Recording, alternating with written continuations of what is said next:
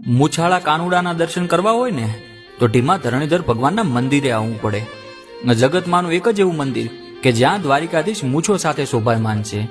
કૃષ્ણ ભગવાનના પ્રમુખ યાત્રા ધામમાંનું એક એટલે ઉત્તર ગુજરાતનું દ્વારિકા સમૂહ બનાસકાંઠા જિલ્લાનું ઢીમા ધરણીધર ભગવાન મંદિર.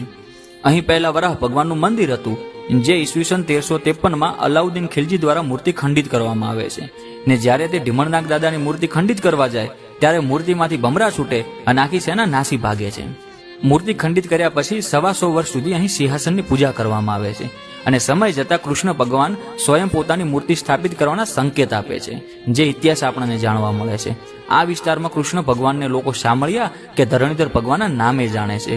પૂનમના રોજ બહુ મોટી સંખ્યામાં માનવ મેળામણ ઉમટી પડે અને દીપમાળા ભરવાનો પ્રચલિત રિવાજ પણ જોવા મળે છે.